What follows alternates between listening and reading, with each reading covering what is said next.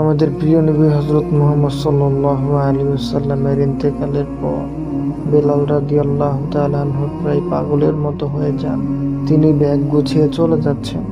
সাহাবীরা তাকে এই বিষয় জিজ্ঞেস করলে তিনি বলেন, যে দেশে আমার নবী নেই সেখানে আমি আর থাকবো না। এরপর তিনি মদিনা ছেড়ে দামেস্কে চলে যান। কিছুদিন পরে বেলাল রাদিয়াল্লাহু তাআলা আনহু স্বপ্ন দেখলেন যে প্রিয় নবী হযরত মুহাম্মদ সাল্লাল্লাহু আলাইহি ওয়াসাল্লাম তাকে বলছেন, হে বেলাল, তুমি আমাকে দেখতে আসো না কেন? এ স্বপ্ন দেখে তিনি মহানবী সাল্লাল্লাহু আলাইহি ওয়াসাল্লামের রওজা মোবারক দেখতে মদিনার উদ্দেশ্যে রওনা হন। বেলাল রাদিয়াল্লাহু তাআলা আনহুর আগমনে মদিনাবাসী আনন্দাপ্ত হয়েছে। বেলাল রাদিয়াল্লাহু তাআলা আনহু হলেন মহানবী সাল্লাল্লাহু আলাইহি ওয়াসাল্লামের নিযুক্ত মুয়াজ্জিন। মহানবী সাল্লাল্লাহু আলাইহি ওয়াসাল্লামের ইন্তেকালের পর বেলাল রাদিয়াল্লাহু তাআলা আনহু আর আজান দেন। তার কণ্ঠে আজান শুনতে সাহাবীরা ব্যাকুল হয়ে আছেন। তারা তাকে আজান দিতে বললে তিনি বলেন যে তিনি পারবেন না।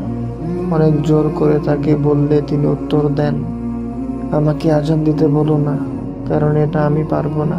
আমি যখন আজান দিই তখন আল্লাহু আকবার বলার সময় ঠিক থাকি, আশহাদু আল্লা ইলাহা ইল্লাল্লাহ বলার সময়ও ঠিক থাকি, আশহাদু আন্না মুহাম্মাদুর রাসূলুল্লাহ বলার সময় মসজিদের মিম্বারের দিকে তাকিয়ে দেখি যে মহানবী সাল্লাল্লাহু আলাইহি ওয়াসাল্লাম বসে আছেন।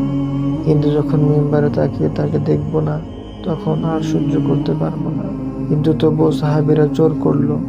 অবশেষে হাসান ও হুসাইন রাদিয়াল্লাহু তাআলা আনহু এসে তাকে জোর করলে তিনি রাজি হন। তার আজান শুনে সকল সাহাবীর চোখে পানি এসে যায়। কিন্তু আজানের মাঝখানে বেলাল রাদিয়াল্লাহু তাআলা আনহু বেহুশ হয়ে পড়েন। তাকে সকলেই ধরে নিয়ে যায়। পরে জ্ঞান ফেরার পর তিনি সকলকে বললেন, আমি যখন আজান দিচ্ছিলাম তখন আল্লাহু আকবার বলার সময় আমি ঠিক ছিলাম, আশহাদু আল্লা ইলাহা ইল্লাল্লাহ বলার সময়ও ঠিক ছিলাম, কিন্তু আশহাদু আন্না মুহাম্মাদুর রাসূলুল্লাহ বলার সময় মসজিদের মিম্বারের দিকে তাকিয়ে দেখি যে মহানবী সাল্লাল্লাহু আলাইহি ওয়াসাল্লাম আজ সেখানে বসে নেই। এই দৃশ্য আমি সহ্য করতে পারলাম না, তাই জ্ঞান হারিয়ে ফেললাম। ভুল হলে মাফ করবেন।